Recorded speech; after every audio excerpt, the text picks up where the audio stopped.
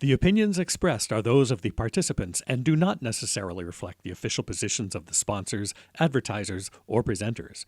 Advertising does not imply endorsement by the hosts, guests, and presenters. There's a lot of times where these two sources of pollution really do go hand in hand. Kind of the umbrella term for both of them are anthropogenic pollutants, so things that are made by humans. So this could be destroying our air quality through air pollutants, but for us, we're really focusing on light and noise. So when you have humans in a space, they kind of do certain things like make noise. They introduce things into their environment that not every space already had from that human-made side of things. Welcome back to the Restoring Darkness podcasts. It's Mark and I's great pleasure to be joined today by Dr. Morgan Crump, postdoctoral research associate in the Rubenstein School of the Environment and Natural Resources at the University of Vermont. She earned her PhD in Recreation, Park, and Tourism Management and Social Data Analytics from Pennsylvania State University. Morgan's research focuses on the effects of light and noise pollution on visitor experience and the environment in parks and protected areas. Her work in collaboration with the Natural Sound and Night Skies Division of the National Park Service has focused on reducing artificial light in U.S. national parks, with both visitor preferences and wildlife in mind. Morgan also runs the Protected Areas Research Collaborative Listening Lab at the University of Vermont.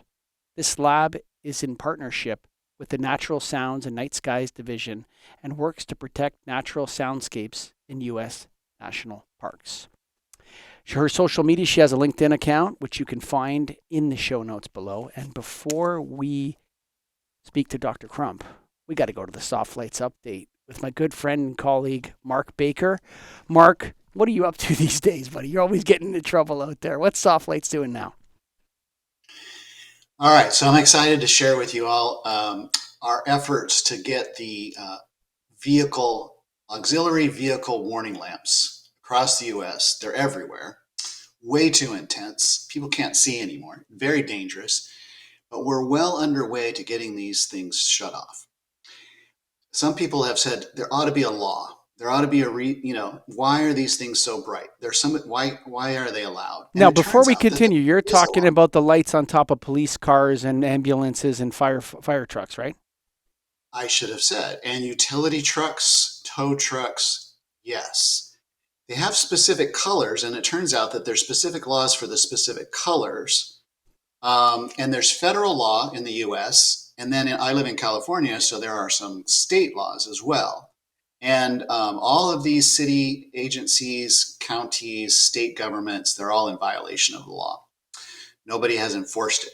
So what we're doing now is writing letters to all the 50 state Department of Transportations, all the cities throughout California, the counties, states, highway patrols, state attorney generals, and notifying them that these laws exist. That the National Highway Traffic Safety Administration has a law that says that this auxiliary lighting equipment cannot impair the effectiveness of the lights that are on the car, from the sale, the original equipment. And they've sent out a letter of interpretation, which says, well, what do we mean by impair the effectiveness? We mean if it's too bright. If the lights are too bright, then it's impairing the effectiveness of the original equipment. So the law is there. And they have another letter specifically for amber flashing lights. And they flat out said these are not allowed. So with that in mind, we've been contacting all these agencies and trying to pull them all together. And of course, we're getting pushback. Nobody wants to hear this news, right? They lie to me. They send me stuff saying they comply with all laws, but I just keep pushing forward. And so I'm excited because I think that we'll be successful. We're going to get some action on this, and then they're going to have to address the issue of what are we going to do with all these super bright lights? There's a massive problem. I'm Canadian, as many of the listeners know, but it's when it comes to this regulation without enforcement. So there's so many regulations. You could pile them up and you might get to the moon, actually, if you did all the state municipalities and all the different regulations and all their different formats and the way that they go about doing this and then not enforcing them. What happens with that, is it's a massive problem across the lighting industry. I could tell you myriad examples, Mark. But the people that have the flashing lights are the ones that enforce the law. So what do we do about that? So this is the trick, right? We're playing a game here to try and get them some sort of out. I was invited to. I sent out some letters to police oversight commissions, and one of them has invited me to speak. So at the beginning of September, I will attend a meeting, and that's exactly what I'll say, Michael. Well, they don't want to self-enforce. So I'm asking the Police Oversight Commission to look into this issue. They're clearly illegal. Here's the law. So how do we get them to stop using these lights? So oversight commissions is one way to do it. Always great work, Mark Baker, and my hat's off to you. He's always, taking different angles from the other side of the issue and pushing, what is already the law most of the time. He's already, researched and found out what is already the law. I want all of you to go quickly before we get to Dr. Crump to teslalightingco.com. Look, there's a lot of talk about, LEDs and light pollution and, what's the solution? We can't turn back. Well, I want you guys to reconsider induction lighting. Induction lighting was, LED's ugly sister that, never went to the prom or whatever. And so induction lighting came out, mid 2000s. We started hearing about induction lighting, longer life, same characteristics of fluorescent in that they don't flicker because they have electronic ballasts. And it's a reflected light source. It doesn't have as high luminance as LEDs. And it can come in a myriad of different color temperatures. One of those color temperatures being 2200, another one being 1800. And so we can use induction lighting. Induction lighting is something that you should think about if you're a lighting designer, if you're a specifier, if you work at a municipality where you're trying to conserve turtles or you're doing different wildlife things. Induction lighting does not have the same characteristics of LEDs. And that's right, not all electric light sources create the same kind of light. They actually create different kinds of electric light. And you may think, oh, it's just light. It's actually not just light. There's different kinds of light. There's incandescent light, halogen, high pressure sodium, metal halide, induction, LED, sunlight, moonlight, starlight. There's all sorts of different kinds of light and they have different properties.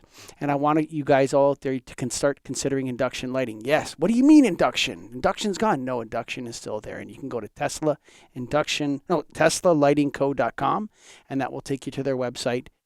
Awesome for outdoor lighting. Has a lot of the long life characteristics and energy efficiency of LEDs. Check them out. Dr. Morgan Crump, welcome to the Restoring Darkness podcast. Thanks for having me. I'm excited to be here. So when we're talking about light pollution, it's almost as if noise pollution and light pollution go together, Yeah. Not always, but it seems like it's a lot. Tell us a little bit about the similarities between noise pollution and light pollution and how they affect wildlife and natural parks. I mean, there's a lot of times where these two sources of pollution really do go hand in hand. Kind of the umbrella term for both of them are anthropogenic pollutants, so things that are made by humans. So this could be destroying our air quality through air pollutants, but for us, we're really focusing on light and noise. So when you have humans in a space, they kind of do certain things like make noise. They introduce things into their environment that not every space already had from that human-made side of things. But when you think beyond the human themselves, you think about everything that humans do. A good example of this could be aircrafts. So airplanes flying over a national park or any area create noise. It's one of our biggest noise pollution sources for national parks. But also aircrafts have lights on them. That's also a source of light pollution. Those aircrafts are usually going to major cities or major tourist destinations that have higher levels of light.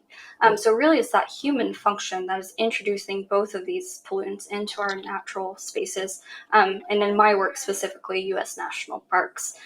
So while they are two separate pollutants that we usually study independently, there has been a lot of work done where we put them together because they usually are found hand in hand within our national parks.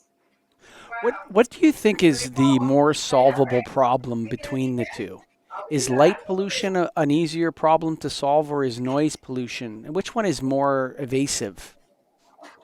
Oh, I don't know if one could be easier than the other. I think something that's really interesting with both of these pollutants is they're both fixable. Almost everything that's been done with them is reversible. You can turn off the lights, you can be quiet in a space, and reduce that noise pollution level in an area.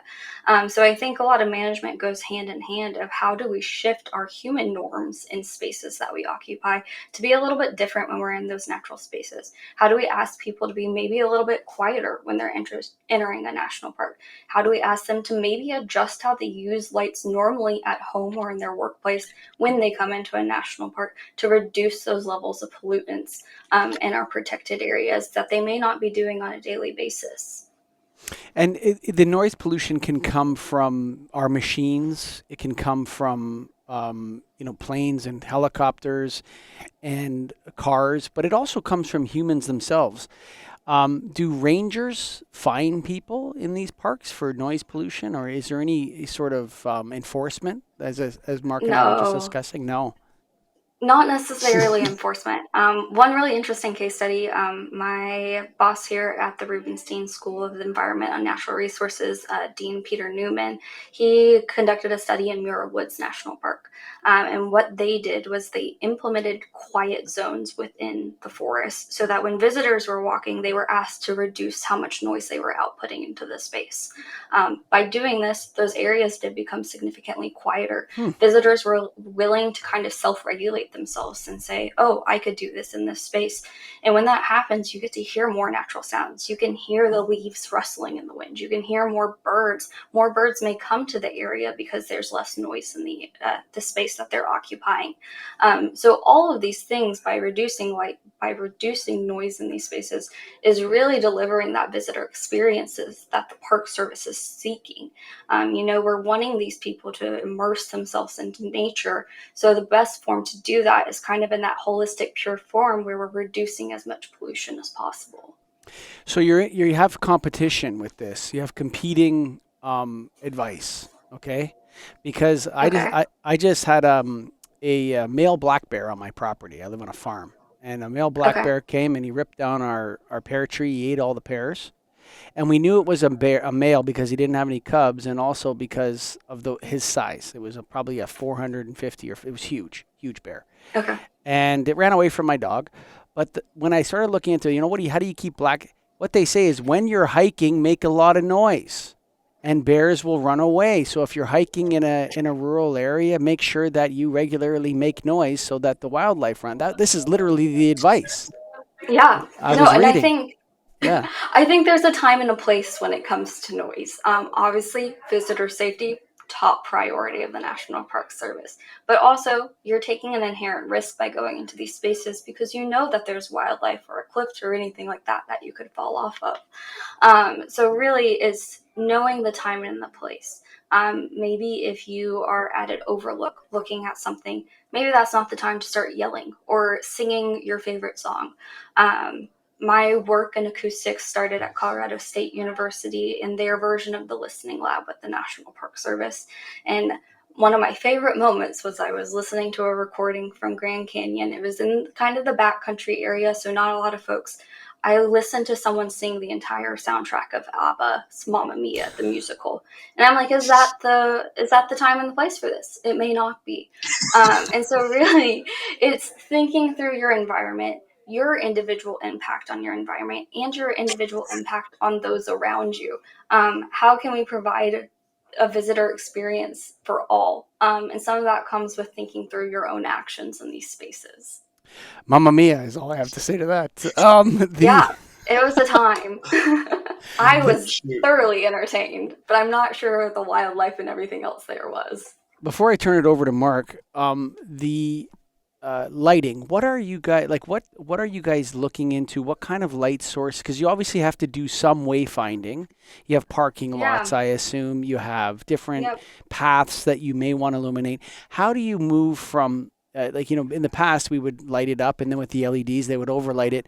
Now you're looking at it holistically. How are you providing wayfinding without creating light pollution? Yeah, so there's a couple things that we've done to do this. So starting back in about 2019 is really where we started practicing applied science and experimental lighting designs in U.S. national parks. So from Grand Teton National Park to Acadia National Park, or my own research really started in an arboretum of the Pennsylvania State University. We started playing around with different lights and what they could do while still providing for that visitor experience.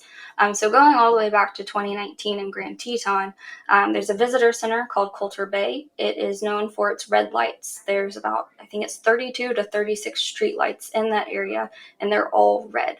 Um, it can be a little off-putting if you've never seen red street lights before, but it was implemented and it was approved by visitors through visitor surveys that they were comfortable with that space. So we look at how can we adjust lighting to be more wildlife friendly while still providing for visitor experience. Safety, wayfinding, functionality is all critical for all the lights that we design. Moving into some more like functional and task-based work, we did some work in Great Smoky National Park about 2 years ago now, where we changed out lighting in a maintenance yard. So when we think about the Park Service and we think about kind of ubiquitous infrastructure pieces, we have things like maintenance yards in all of our national parks. We have things like comfort stations, so those bathroom settings in our camping sites. So Great Smokies has kind of been this experiment that we've played around with, where can we change the lights in a maintenance yard? How do our employees of the National Park Service feel about it? Can they still do their job in this space? And what we've learned is shield our lights in the right direction, find the right intensity. Can we dim them? Can we change the color? And time again, we're really figuring out that our visitors are okay with lower lights than we would think. They're okay with non-white light. So a lot of our work has been using LEDs in an amber or a red color. And we're finding that visitors are A-okay with this. Our employees need a little bit more specific. So in Great Smokies, we found that red light or amber light is not the best option for them because they need to be able to see colors of wires when working on trucks. So they may need more white light in that environment.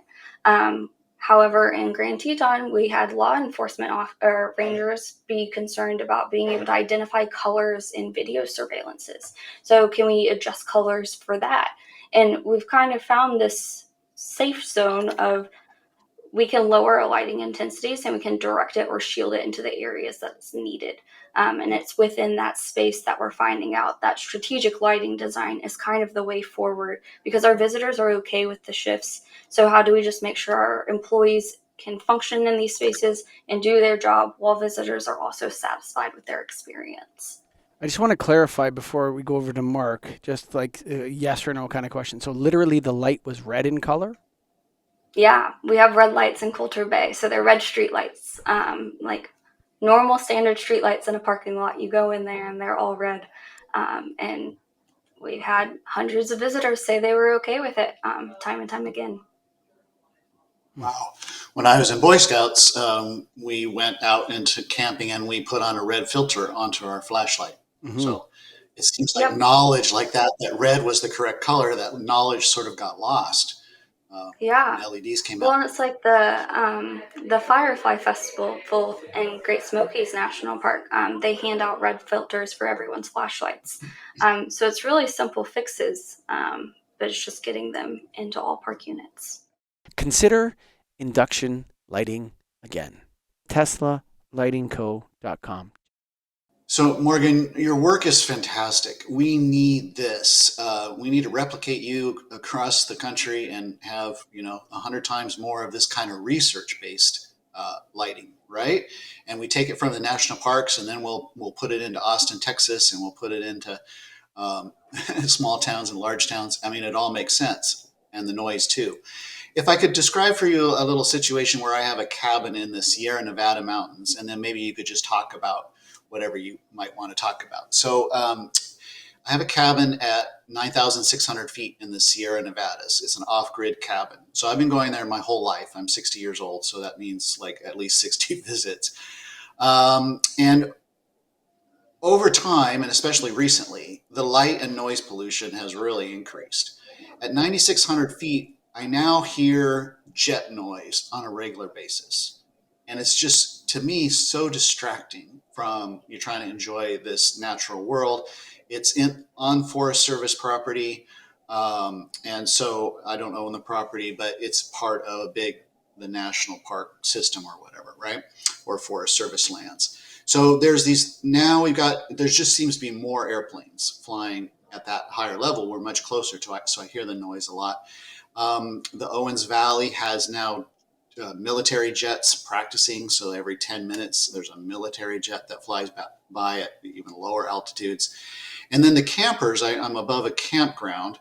They come in, they park their camper, and they turn on a little porch light on their camper. And it's, of course, a 5,000K LED white light that's now blasting. If everybody turned off their lights there, this particular area has zero light pollution. So we can see the Milky Way. We can see all the billions of stars.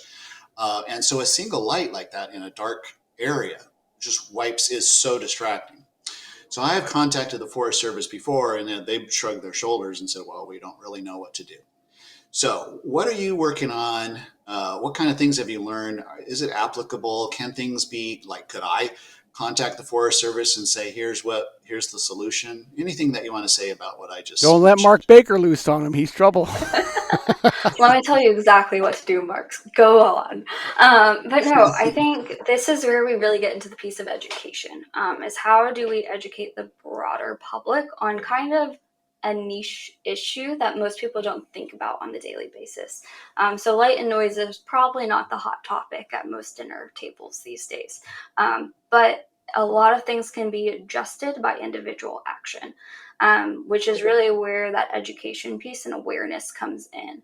I think the National Park Service is getting closer and closer to figuring out how do we communicate these issues to our visitors so that they become invested in them. Just from being in the field for the last 5 years and talking to visitors every summer, a lot of people don't know that light and noise pollution is an issue that Park Service is trying to tackle. But as soon as you tell them, they're like, whoa, this is fascinating. I love to hear it. So I did some work at Acadia National Park, Cadillac Mountain. So that first sunrise point in the continental U.S. Hundreds of people come every morning to see that first sun peak up over the East Coast. And in that, we had a survey question where we asked, would you take home, or what you learned today and these certain behaviors that you can do to reduce light pollution, would you take these home and do them in your own space? And a lot of people were saying they were pretty willing to do those actions at home. So things like putting your lights on timers so that they're not on all the time, or going to motion sensor lights so they're not on all the time. I'm trying to think what other ones, but shielding lights down, changing your light colors for wildlife, all these little tasks. But if you get enough people doing it, it can be pretty impactful.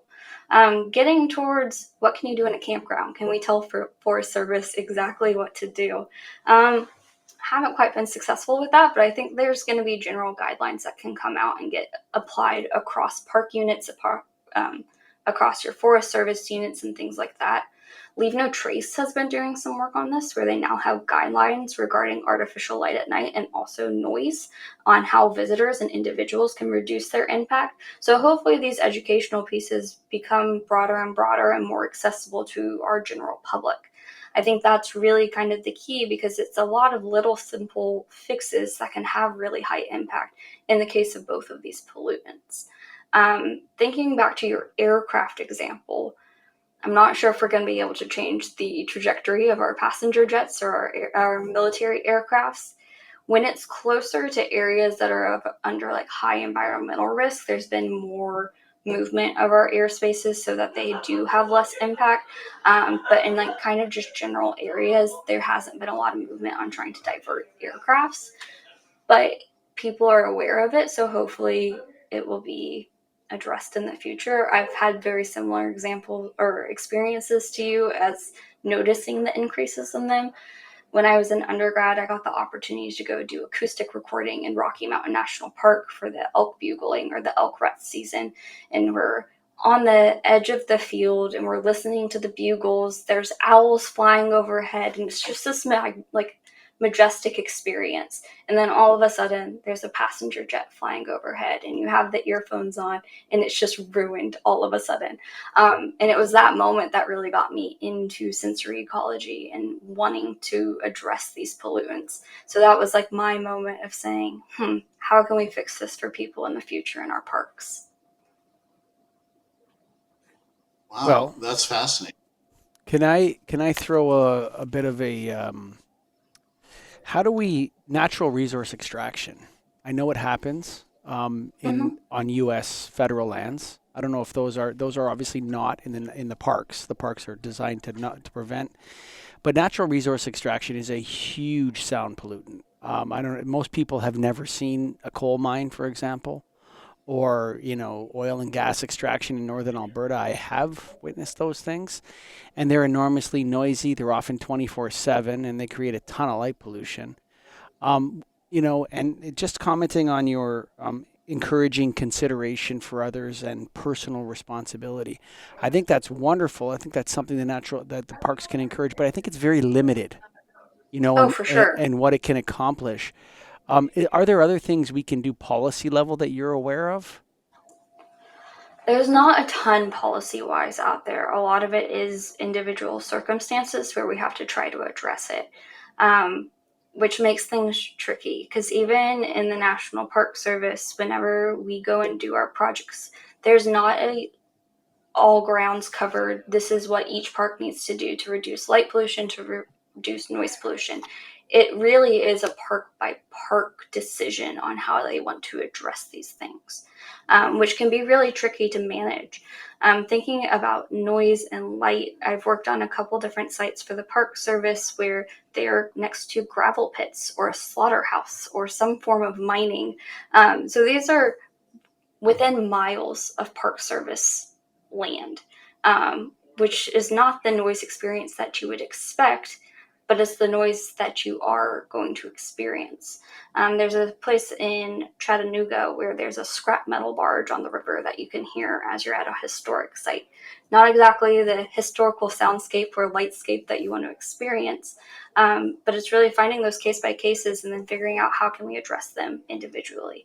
I think there could be room for policy that you could actually handle this at maybe a quicker and more level playing field. However, it's just really not in place at this point.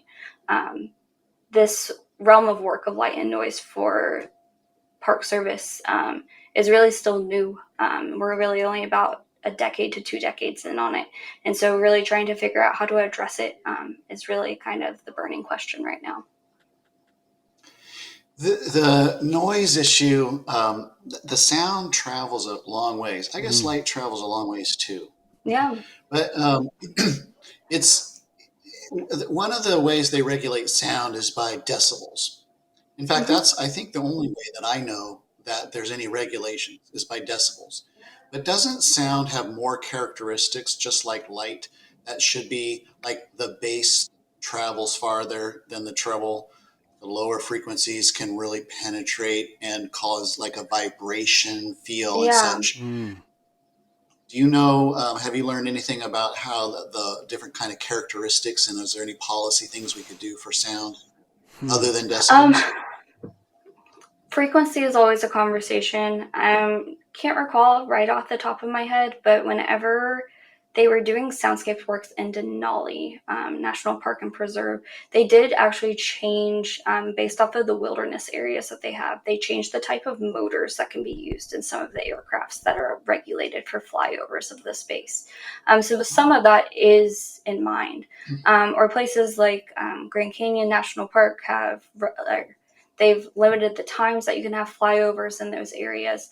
So there are regulations that can get put in place. Most of it really is geared towards aircraft.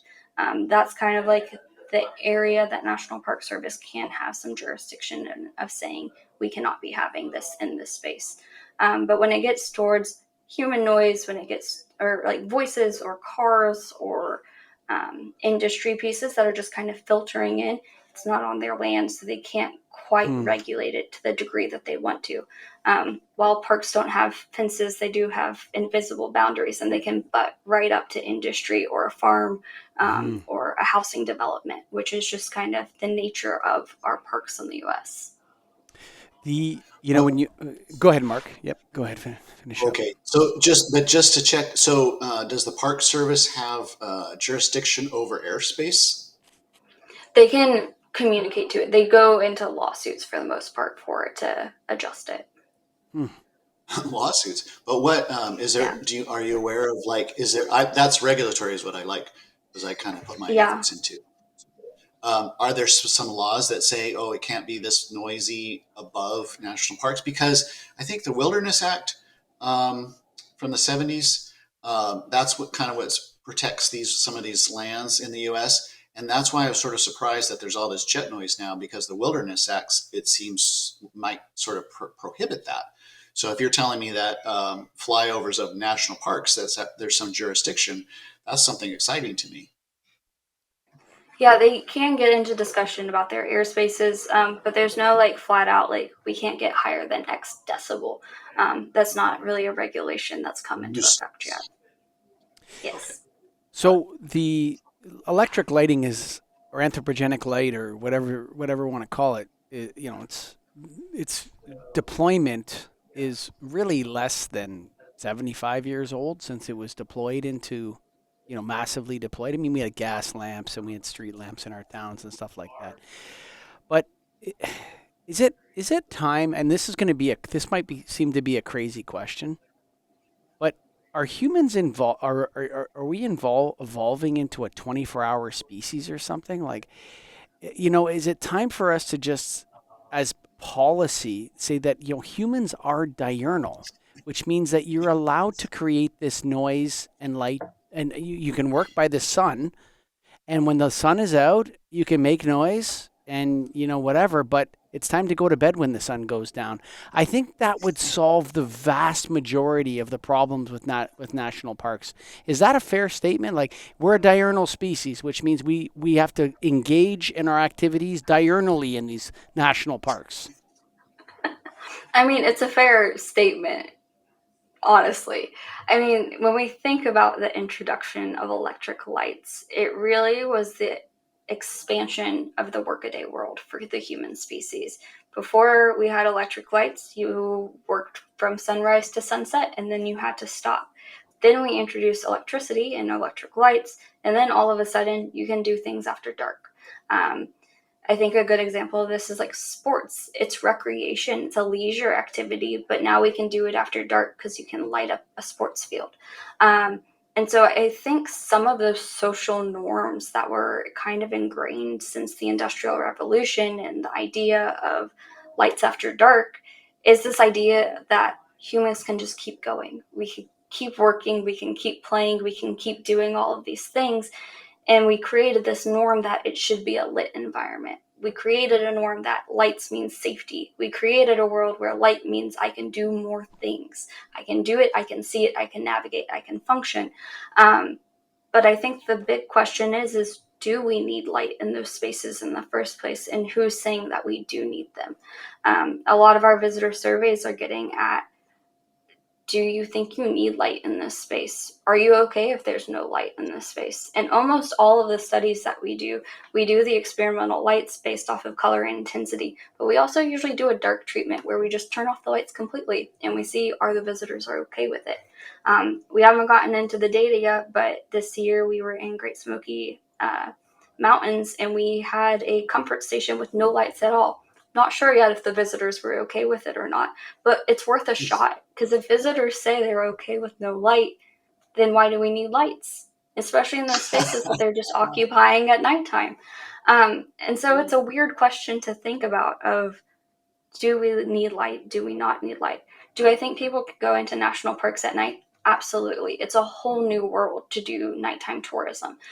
You can see stars. You can hear animals that you can't hear at night. There's new senses of challenge and adventure when you're doing things under moonlight or starlight.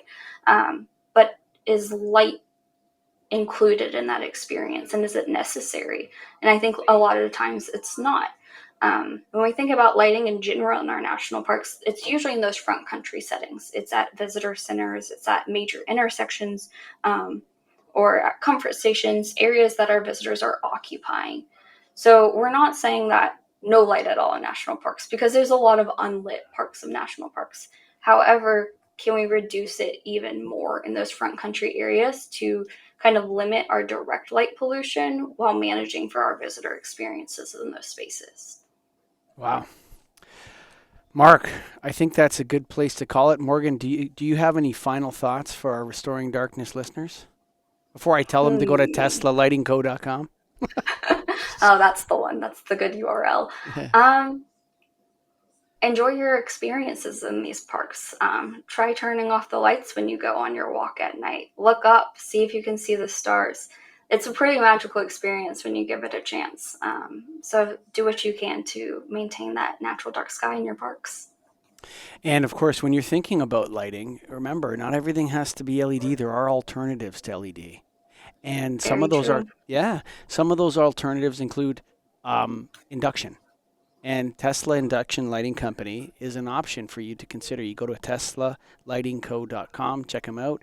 They have a whole host of options for ski hills, for streets, and then they have a wide array of color temperatures for different applications, including down to 1800 Kelvin. So you can check them out at teslalightingco.com. You'll find Dr. Morgan Crump's LinkedIn in the and the website to Park Social Science Acoustics. I'm not going to read the whole URL, but it's down there. You can see some of her work there.